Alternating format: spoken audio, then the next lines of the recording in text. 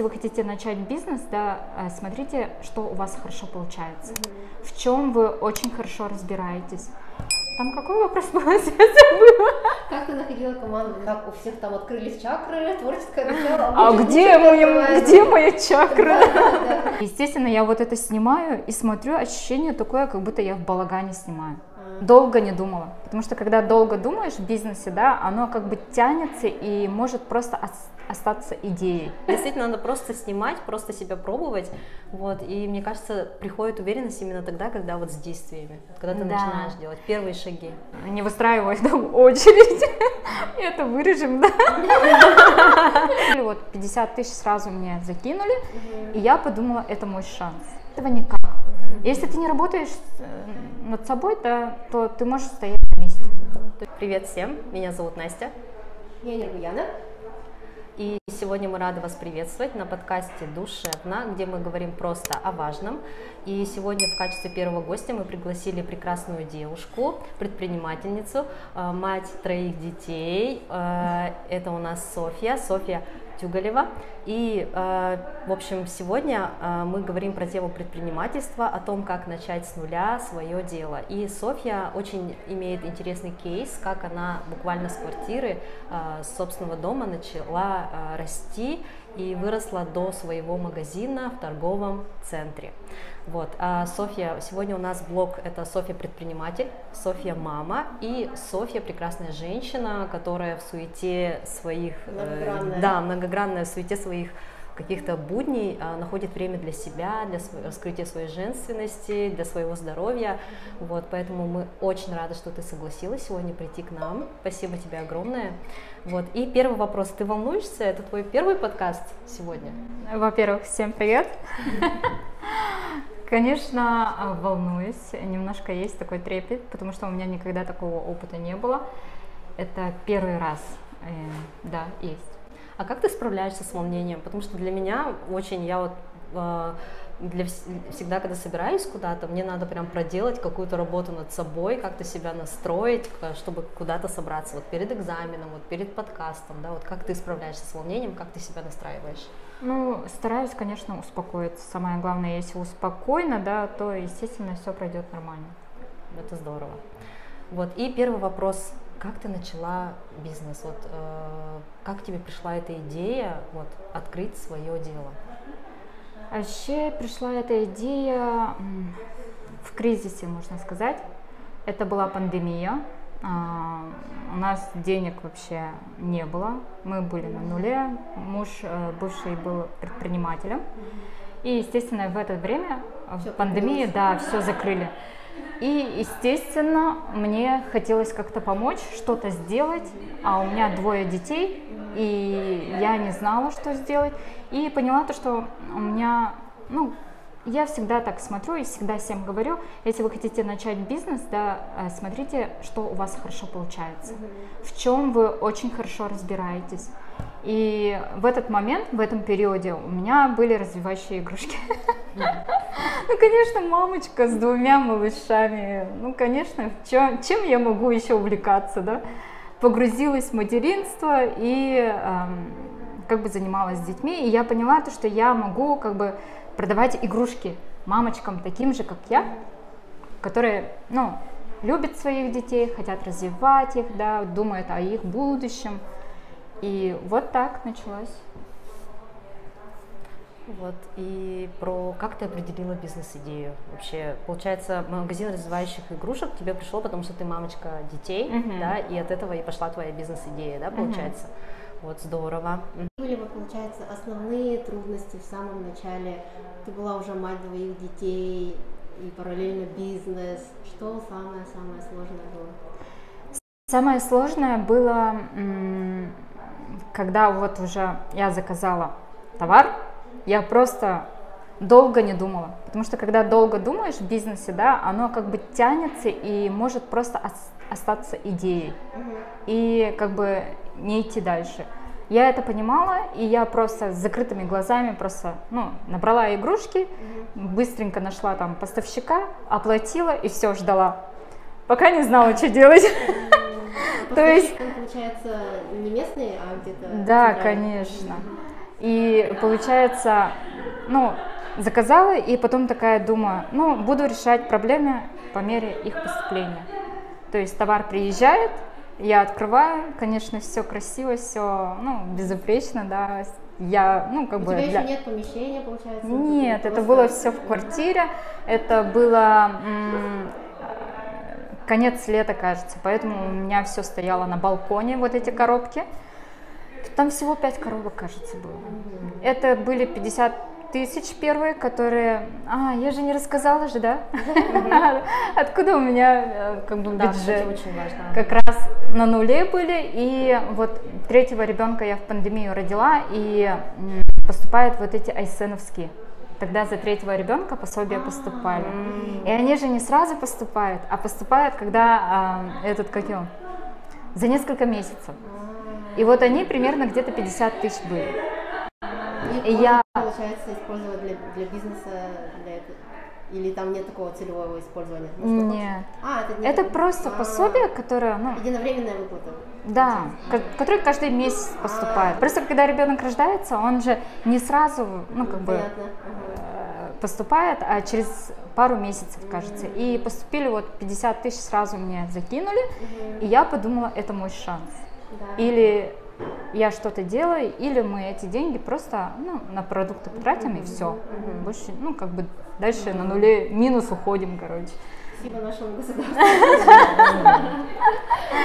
И все, и получается, приехали игрушки, и я поняла то, что я не могу рекламировать их. Я не могу в блоге своем продать. Закрытая на тот момент? Мой блог? Мой личный блог. Нет, имеешь в виду, тебе сложно раскрываться на тот момент было? Конечно, я же долгое время нигде не афишировалась, да, нигде не показывала себя, нигде не снималась. Инстаграм-страница у тебя была? Была, но она была закрытая. Там всего максимум 300 человек были. Это мои друзья, мои родственники. Все, больше никого. И она была до прошлого года еще закрытой. Это с прошлого года я начала уже как-то проявлять себя. А тогда у меня была другая страница для магазина. Бывший муж. Пользуйся, вот есть страница, продавай. И я начала там показывать, и я поняла то, что мне мой голос не нравится. И я поняла то, что я не могу себя снимать. У меня такая же проблема. Мне кажется, у меня очень писклявый голос. Да, вот. Мне тоже свой голос не нравится. Мне кажется, это все какие-то наши неуверенности, да, травмы, боли, детство тоже может быть, да, которые мы должны... Зритель так точно не думает. Да, нам надо просто, действительно надо просто снимать, просто себя пробовать, и мне кажется, приходит уверенность именно тогда, когда с действиями, когда ты начинаешь делать первые шаги. И я поняла то, что я не могу принять свой голос, и меня прям до слез доходило, то, что я записываю, и мне не нравится, не нравится. Это прекрасный голос. У нас у девушек у всех есть такая заковырка, что что-то обязательно нам не нравится, и все. И я, знаете, что я нашла? Я нашла курс «Психология голоса». Это бурятка, в Бурятии девушка проводила курсы «Психология голоса». И я туда записалась, заплатила, записалась и отучилась. И так я приняла свой голос. Мне начался, нравиться мой голос, я начала себя снимать, а потом снимаю, это вторая моя проблема, снимаю, а потому что от контента же очень много зависит, да, как ты снимаешь, как ты показываешь, да, рассказываешь, там, как съемки, свет, вот это все играет же роль. И, естественно, я это снимаю и смотрю, ощущение такое, как будто я в балагане снимаю. Темно, там, как будто деревенское, я не знаю, там на iPhone там первый или какой там был, снимаю. И пошла опять на курсы. Это уже были курсы Кэрри, которая фотограф. Как раз в пандемию она курсы там выпускала. И туда записалась и научилась монтировать, фотографировать. И так и пошло. Но опять же, третья проблема. Оказывается, не так все просто продается через Инстаграм. И я поняла то, что, сама я не могу. И, естественно, я уже обратилась к блогерам, начала писать к ним, сама предлагать. И пошла такая реклама, и пошли продажи. И вот эти игрушки у меня все дома стояли, у меня весь этот гардероб мой был в игрушках, балкон был в игрушках. Ну, на руках дети, в руке телефон, переписываюсь, так и продавать начала. Здорово. И скажи, пожалуйста, как ты справляешься с трудностями, с неудачами? Что тебя мотивирует идти дальше, не опускать руки? Ну, трудности, они всегда есть, да, и всегда будут. И я, например, ну как, мне тяжело, конечно, с трудностями справляться, да, каждой девушке, наверное, тяжело, да. Ну, конечно, я плачу. Плачу, потом вытираю, с утра встаю и иду все как бы дальше делать. А кто еще, кроме меня? Все. Да, действительно. Только так. Вот. И какие навыки нужны для начинающим предпринимателям? Например, я вот все хочу что-то открыть и все не открываю. Вот какие нам нужны навыки для вот, начинающим бизнесменам? Первое, это, конечно, решительность, уверенность, брать на себя ответственность, да, также анализировать, потому что без анализа никак. Еще что? Ну, то есть это большая работа над собой. Вот Да. ты тоже уже в начале своего пути такой курс, и на умение проговаривать, не бояться камеры. Постоянно работать, да, постоянно работать над собой, без этого никак. Если ты не работаешь над собой, да, то ты можешь стоять на месте. То есть нужно вкладываться прежде Да. всего в свое образование, прежде всего вот, в свое дело, да, в себя. И не бояться ничего. Это самый большой, ну, человека, который тормозит, да, это страх. Нужно перебороть страх. То есть ты начала, по сути, с 50 тысяч рублей, это не такая большая сумма, Да. и сейчас уже раскрутилась до приличного уровня. Ну, да, там приличная сумма в магазине находится. Если взять, то да, Вот, главное начать. посчитать. Какой бы ни банальный совет не был, главное начать. Ну, это Да. действительно.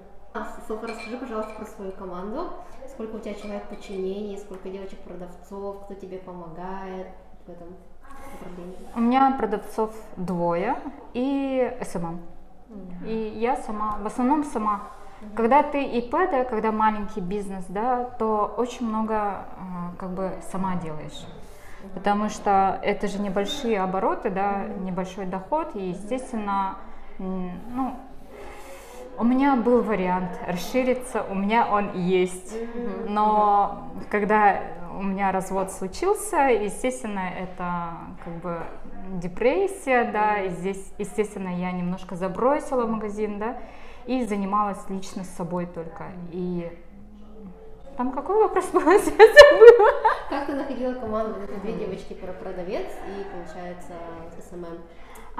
Это твои знакомые, друзья, родственники? Это через объявления, через своих друзей, как бы вот так набираем команду. Ну, у тебя уже как бы сплоченная команда, давно с ними идете, вот с тех времен, да? Ну, команда, она часто меняется. Нету такого, то, что она, ну, В как бы... принципе, это такая сфера, Ну, где вот да. сейчас же вообще везде, в принципе, текучка кадров И идет. этого не нужно бояться. Потому что бывает такое, то, что когда вот предприниматель только начинает, да, он боится, держится за своих, ну, как бы, работников, да. Если он уйдет, то все рухнет. Нет. Если ты уверен, то что, ну, как бы... А бывали ли у тебя какие-нибудь конфликтные ситуации, может, что-то недопонимание среди девочек? Ну, в смысле, вообще взаимоотношения с тобой, как с работодателем, может? Я всегда справедливо отношусь к своим работникам. То есть, если как бы какие-то ситуации, да, если что-то не так, то я обязательно об этом говорю, но не так...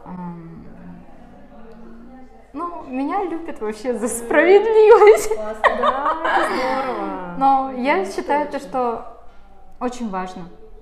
Оставаться человеком. Да, прежде всего. оставаться человеком, понимать, да. Когда как к человеку ты относишься, да, к своему работнику, да, а не как там, я не знаю, подчиненному, да, то это чувствуется и по-другому отношение идет, и по-другому работа выстраивается. То есть человек не только ради денег работает, да, а человек именно к тебе идет работать, потому что он знает то, что, ну, относятся к нему нормально, хорошо. Получается, ты упомянула, что начала свой бизнес в пандемию, когда сидела по уходу за детьми, и у многих такое есть, что начинают бизнес именно когда сидят по уходу за детьми, в декрете, вот у всех открывается такое творческое начало, если судить по моим знакомым, родственникам тоже. Это, как тебе кажется, больше такой тренд сейчас, или все-таки вынужденно женщины к этому приходят? Я не думаю, что это тренд. Я думаю, что это вынужденно. Потому что сейчас наши, девушки, да, женщины, стараются быть независимыми. То есть, когда ты сидишь дома с ребенком, да, ты чувствуешь все равно какой-то некомфорт. Ты себя считаешь как будто приложением мужа, да.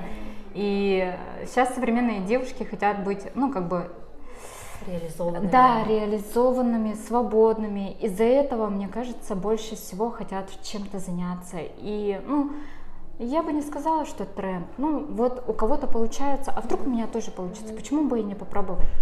И я считаю, что это прекрасно. А если кто-то хочет сидеть там в декрете со своим ребенком, да, и ничего не делать, это тоже прекрасно. Да. Я не считаю, что там это какая-то не такая женщина, как не реализовалась. Это ее выбор просто быть матерью, быть женой, да, и там печь тортики, да, для своей семьи. Такое же тоже есть, что вот начинают паниковать. Так, у всех там открылись чакры, творческое начало. А где моя чакра? И я к этому отношусь вообще нормально, то что, кто-то хочет, вот, пожалуйста, кто-то не хочет, Это же вот тоже есть такое, да, то, что фома, да, то есть ты смотришь в своем, блогах людей, да, как они пытаются там, кто-то развивается, кто-то открывает свое дело, и ты ощущаешь, что у тебя как будто какая-то стагнация, да, что ты вот сидишь в 4 стенах, и там, и у тебя как бы нет своего дела, у тебя там ребеночек вроде бы растет, да, и ты такая, ой, а я вообще ничем не занимаюсь, да, вот. Но это тоже нормально, это тоже нормально. Самое главное принять это все и как бы жить. И просто, может быть, даже найти то, что приносит тебе удовольствие, наверное, да, то, что ты любишь и в чем ты разбираешься. Вот мне очень понравилось то, что отталкиваться от того, что в чем ты сильна, получается. Именно нужно заниматься тем, что тебе нравится, в чем, от чего горят глаза. Тогда реально получается. А если ты так из-за вынужденности там что-то пытаешься сделать, да, когда ты не знаешь в этой сфере, что ты продаешь или что ты там предлагаешь, да, не понимаешь, естественно, это не идет. Ну да, действительно. Вот, и каким жизненным уроком как бы ты бы хотела научить своих детей? Вот, какие уроки для ребенка жизненно важные? Я своих детей учу быть самостоятельными. Я считаю, что это самое главное для человека, который вырастет, да, и переступит порог взрослую жизнь. Без самостоятельности я просто даже не представляю, мне страшно будет отпускать своего ребенка в мир, в жизнь, там, типа такого. Поэтому я их учу с детства прям вообще принимать решения, по возрасту, да. Если у меня дочь, например, 16 лет, она подросток, она в школе все свои проблемы решает сама. И также, если что-то у нее заболело, в поликлинику она сама звонит. Что подруга твоя? Да, сама звонит, сама записывается. То есть вот такие моменты решает она сама. И мне часто бывает еще говорят, ты дочь, не приучила, там, я не знаю, хозяйкой быть.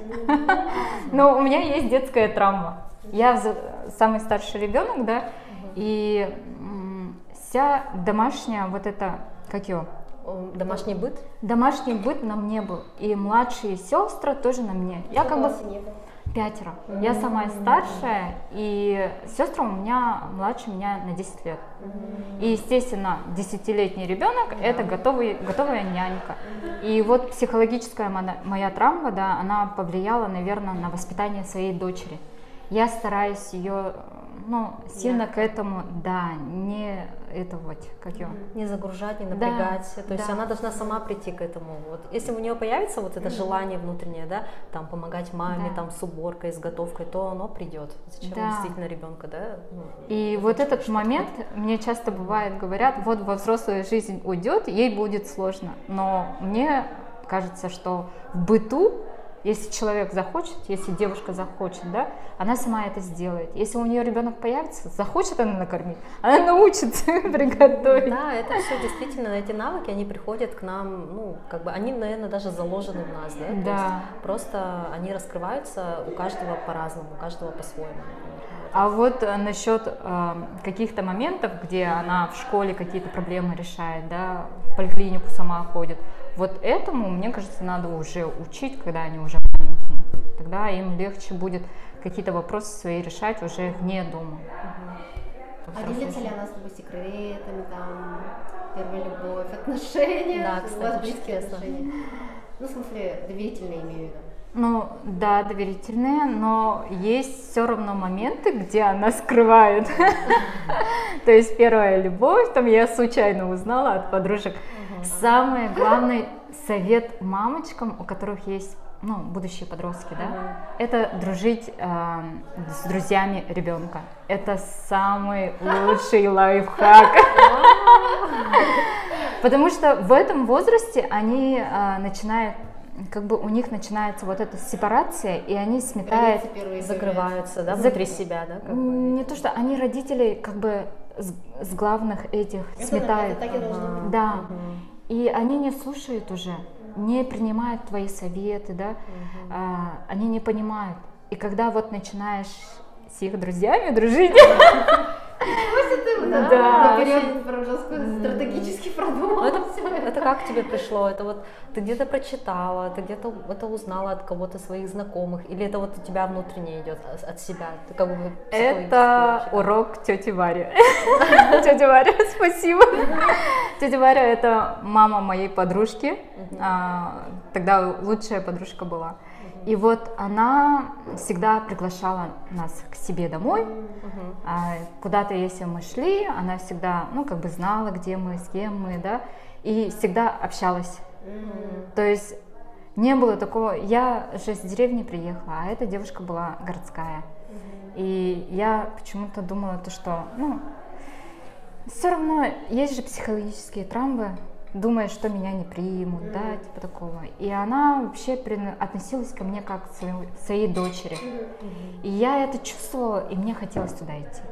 И вот это самое главное, если друзья ваши хотят к вам, да, друзья детей, то это самый лучший, наверное, как сказать. Это дорого стоит, да? Да, это дорого стоит. Значит, они вам доверяют, да, и если друзья доверяют, то, естественно, ребенок уже по-другому начинает к своим родителям относиться. Да. Это здорово. Это надо нам назад. Это нам надо вот это все будущее. запомнить, да, Да. действительно. И, пожалуйста, скажи, Софа, я уже спросила про начало твоего предпринимательского пути, и вспомни, пожалуйста, начало своего материнского пути, вот первый ребеночек, как все это было, тоже какие сложности именно в материнстве. Первый ребенок, он, наверное, первому ребенку никогда не готова. Сколько бы тебе Сколько лет лет тебе не было? 27, да. Я достаточно уже как бы взрослая, да, и Самый идеальный возраст, не поздно, не рано. Да, и я думала, что я готова к ребенку, а это был запланированный, желанный ребенок, да. Но когда родился ребенок, я поняла, что я не готова. Вообще не готова. Это как мы говорили, что ты никогда ни к чему не готова. Да. Просто этот момент наступает, и ты уже по мере вот поступления вопроса у тебя как бы по мере решения поступают, да, вот эти Да. решения. И сейчас я только понимаю, я же учусь на логопеда еще, да, из-за того, что у меня развивающие игрушки я продаю, да, и я хотела больше знать о детей и пошла учиться. Вообще поступила вот в 22-м году, Это СФО, получается? да, в пединститут на логопеда, Очно? заочно, Очно. да. И получается, и я сейчас понимаю, то, что, оказывается, я очень много ошибок допускала, да, и эти моменты я бы хотела еще в своем блоге раскрыть больше, что мы неправильно, современные мамочки, делаем, на что нужно Классно. обращать внимание, да. И вот это я буду рассказывать, наверное. Мне кажется, это вообще найдет очень хороший отклик. Действительно. А трудности с дочкой, ну, как сказать, что у меня медицинское образование. Она же будет смотреть, да? Она же будет смотреть этот подкаст. Но она это все знает.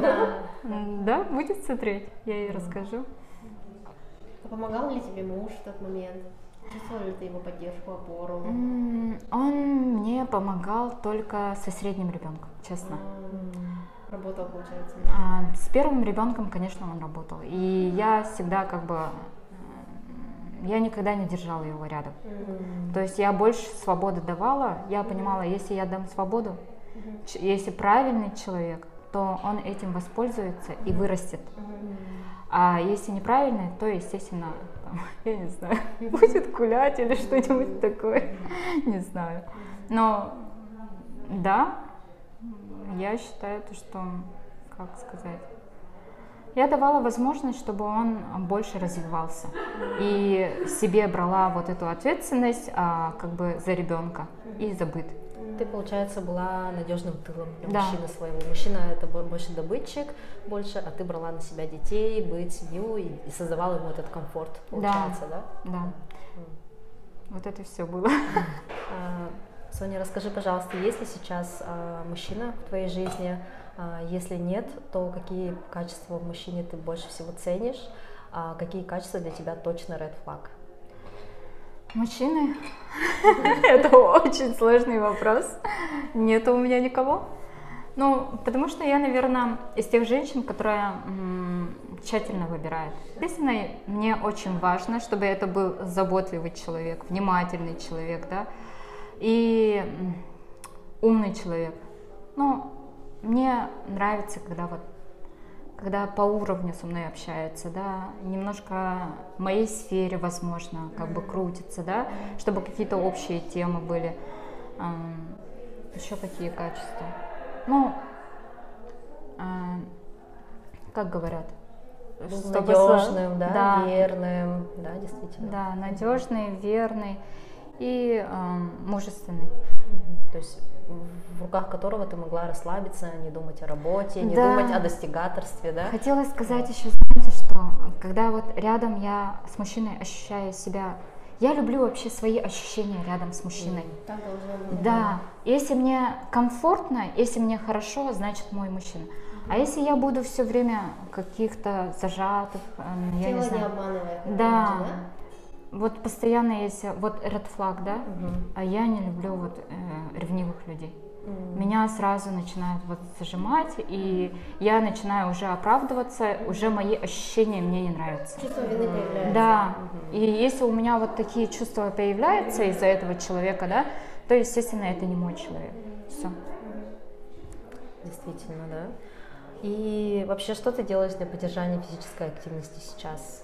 Вот, ты прекрасно выглядишь, как часто ты ходишь в зал, я слежу за блогом. Мы вообще очень давно уже знакомы. Мы познакомились с тобой как раз-таки на High Heels, мы ходили к Наташе. Наташа, привет! Привет! Привет, девушки! И у Наташи классная комьюнити же образовалась, да, получается? Все девочки, которые ходили к Наташе, они ходили по несколько лет. Вот, и сейчас Наташа не ведет группу, но девочки стали больше, чем просто ее ученицы. Девочки переросли, вообще это все переросло в настоящую дружбу, да? Да. Вот, и вот мы познакомились как раз на танцах, и я рада, что вот я тоже много к кому ходила, на самом деле, на танцы, но только в нашей группе я вот чувствовала вот эту какую-то поддержку, какие-то искренние эмоции, чувства. И я вот до сих пор тоже вот поддерживаю, пусть как-то там, так сказать, через Инстаграм, через WhatsApp, но если там в городе где-то, мы там тоже можем приветствовать друг друга. Ну вот, мне очень понравилось то, что у нас такое комьюнити танцевальное образовалось, да, где мы можем вне зала тоже поддерживать общение, да, действительно. Да. Вот, и вот вопрос, как ты поддерживаешь свою физическую форму, свое здоровье? Потому что ты прекрасно выглядишь, вот, Спасибо. да, и я вот слежу, ты там в зал ходишь, вот, что для тебя важно? У нас на тренировке. На тренировке.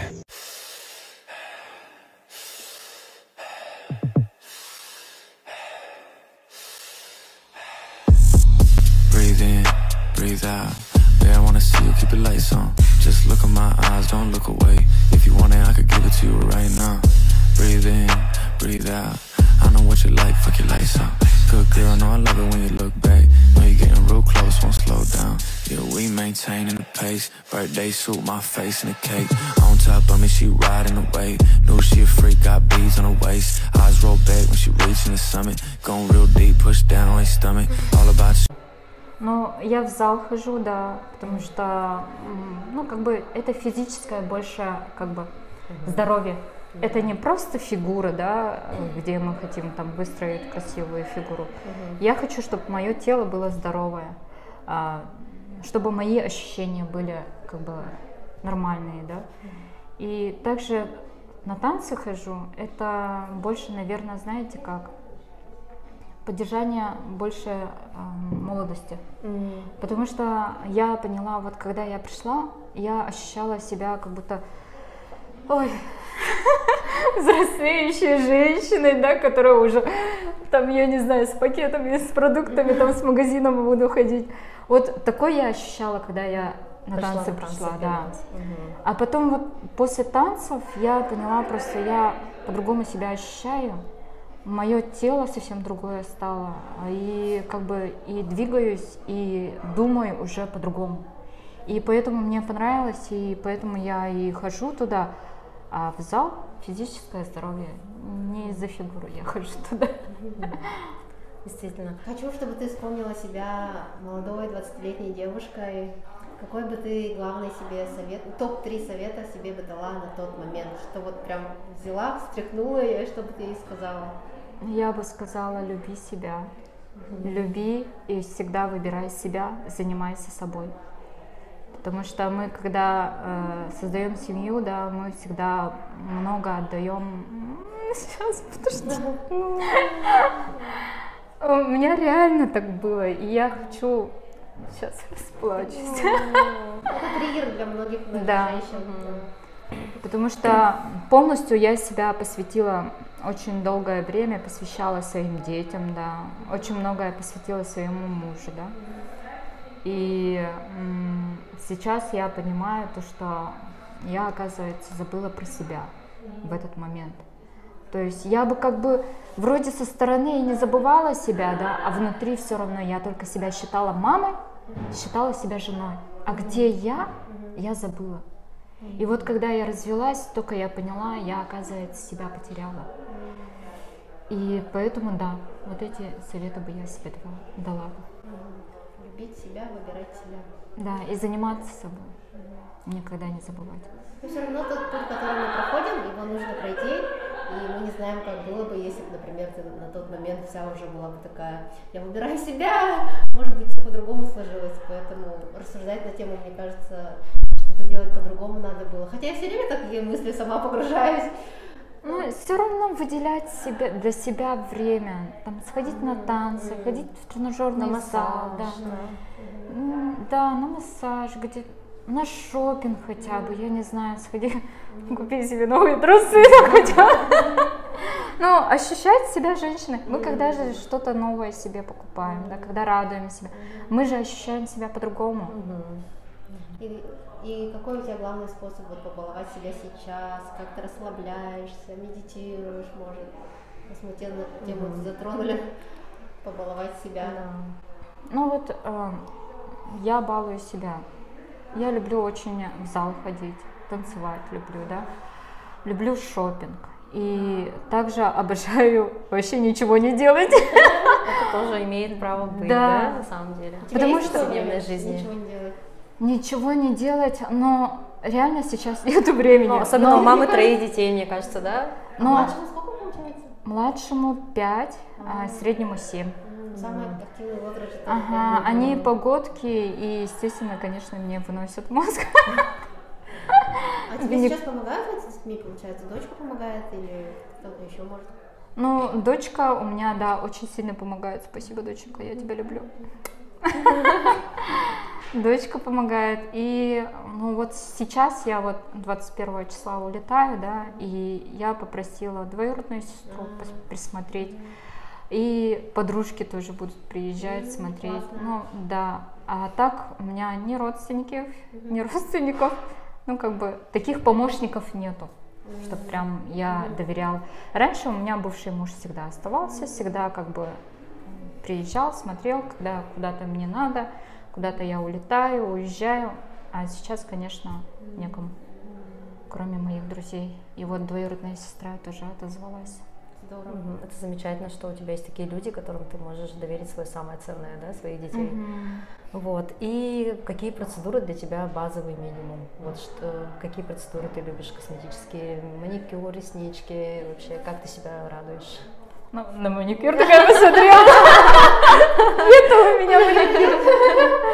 Мои ногти собственные. Вот именно, мне кажется, принимать себя такой, какая ты есть, это самое важное. То есть я, например, у меня очень сложно с принятием. Я, например, всегда в себе что-то ищу, чтобы что-то поменять, например. Мне всегда кажется, что у меня там не такие ресницы, не такие брови, там не такие ногти, короче, не такое тело. Вот я вот. А это, мне кажется, у всех девочек да? такое, нет? Ну да, мне кажется, у всех. И вот мы через принятие себя, через работу над собой, мне кажется, как-то вот приходим к тому, что принимаем себя в конце концов такие, какие мы есть на самом деле. Вот. Мне нравится, кстати, то, что вот мой муж мне говорит, типа, ты прекрасна, тебе вообще ничего не надо менять. Вот он меня прям принимает 100% такой, какая я есть. И я ему за это благодарна, потому что, ну, как бы сказать, вот если на тебя смотрят любящими глазами, то ты на себя по-другому смотришь. Да. Вот. И вот это ощущается все равно, когда любящие глаза на тебя смотрят, или когда просто так интересуются, это сразу заметно. И вот этот любящие глаза сильно подкупает, на заметку мужчина. Вот, и... Мы хотели еще для тебя провести блиц-опрос. Да. Да. А я же не ответила на вот твой вопрос. Да, давай, отвечаем. Базовый минимум. Базовый минимум, твой базовый минимум по уходу за собой. Давай так. Ну, самое главное это кожа. Кожа чистая, ухоженная должна быть для меня, да. И делаю только ресницы. Ногти, там больше ничего не делаю. Все. Да? А вообще с питанием у тебя как? Вот ты себя ограничиваешь в чем-то или ты себе все позволяешь? Вот как? Я себе все позволяю. Я никогда ни в чем не ограничивала. Единственное, вот последнее время я отказываюсь, ну, как бы от майонеза. Да, почему от майонеза? Я не знаю. Вот он демонизирует. У меня даже средний сын начинает, вот в магазине я начинаю, ну, как бы в корзину ложить это майонез, он меня сразу вытаскивает. Мама, ты хочешь быть жирной? Я такая, что, я жирная, что ли, говорю? Домашний инспектор. Да. И я не знаю, почему-то вот заложилось у меня, это, наверное, пошло от того, что вот когда я с бывшим мужем жила, он быстро набирает вес. И, естественно, он пытался садиться на диету, я ему готовила, вот это меню создавала, да, и мы полностью отказывались от этих продуктов. И вот это у меня, походу, осталось до сих пор. Когда мы расстались, я взяла этот майонез, начала кушать. И вот сейчас опять пытаюсь от него отказаться, и все. А так себя не ограничиваю ни в чем. И давайте перейдем к нашему блиц-опросу. Отвечаешь максимально быстро. Нужно выбрать просто между двумя вариантами. Сова. Интересно. Легкий сериал. Шумная вечеринка. Новая сумочка. Курсы развития. Чай. Это сложно. Кстати, ты же увлеклась походами. Я заметила, что и ты... мне и горы понравились. Я раньше всегда, я бы раньше выбрала море, а сейчас я не могу Сложный сказать. вопрос для тебя, да? Все получается? сразу. Да. Давайте мне море и сразу горы. Наверное, черная кошечка. Ой. Идеальная. Я не могу так ответить. Идеальное свидание. Я не знаю, у меня не было... на природе, может быть, ужин при свечах в каком-то шикарном ресторане, или все по-простому, но, не знаю... Я бы хотела душевное. Я не люблю вот это... Напыщенность. Пафос, да, вот это я не люблю, рестораны, вот это типа такого. Нет. Я по-простому, чтобы главное душевно было. Но при этом ты выбрала шумную вечеринку. Но это же другое. С подругами это святое. Да. С подругами это святое. Какая страна, может, или место? Таиланд, конечно. Мне очень понравился Таиланд. Здорово. Дальшая цель. Хочу развить личный бренд, чтобы у меня как бы сильный бренд за мной стоял. Узнаваемый. Да, и развиваться в бизнесе. То есть ты сейчас на расширение же, да, получается, говоришь? Сейчас остаться на плаву. Сейчас в бизнесе как бы такой случай, ну как бы такая ситуация, да, что многие бизнесы сейчас страдают, и естественно, ну как бы я не исключение. И хочу как бы пережить этот момент и потом дальше развиваться. Хорошо. Спасибо большое. Спасибо, Софа. спасибо большое, Вам что ты спасибо, пришла. что пригласили. Вот. Есть какие-то пожелания, кстати, нашим зрителям? Желаю, чтобы у вас всегда была мотивация, да, вдохновение было, рост, всегда думали, выбирали себя всегда. Ну, в основном же нас, наверное, девушки будут смотреть, да? Любить себя. Самое главное — любить и всегда выбирать себя. Спасибо тебе большое, Софа, за то, что ты уделила нам время в своем графике. Вот, и ответы были очень интересными, да? Вот, и я для себя тоже очень много чего открыла. Ты меня очень сильно вдохновляешь. Вот, спасибо огромное тебе. И, пожалуйста, пишите пожелания нам, Софье. Какие-то, может быть, у вас есть вопросы, задавайте, пожалуйста, пишите. Подписывайтесь на блог Софьи, на ее магазин «Умняшка». Да? И на Нургуяну, и на меня. Вот, если у вас есть какие-то пожелания, нам пишите, мы ответим обязательно. Всем спасибо, пока! Пока! Ура! Я переживала и волновалась, и мне кажется, я вообще прям как будто бы была немножко не в своей тарелке, но я просто потому что долго сильно готовилась, успокоилась, да? Но да? Но у меня такого тоже мандража нет, но как бы как сказать, вот беговая тема до этого была, я как будто в ней более разбираюсь, и я такая, да, типа, вот когда был беговой, да, гость, я очень много говорила, вот, а сейчас я такая, еще у меня знакомая моя пришла, я еще вдвойне ответственность, переживания. Комфортно было. Да, я очень рада, да, такое спокойствие, уверенность в себе, и мне кажется, вот я очень хочу тоже к этому прийти, вот к этому вайбу уверенности. Ты такая, нет? Нет, ну вот внутри меня всегда пожар. Вот мне кажется, вот внешне я могу выглядеть супер спокойно, да, ты очень спокойна. А внутри я прям такая, короче, вот, но как бы, Предлагаю сделать фото на обложку. Давай. Не выстраивай там очередь. Это вырежем, да? Привет всем, привет. Мы сегодня находимся на подкасте. Ты прекрасна. Спасибо. Для качества мужчины недопустимо для тебя. Сейчас я попью, прежде чем ответить. Так, тогда я тоже. Да, я тоже. Можно я перезадам этот вопрос? Что-то как-то плохо его задала.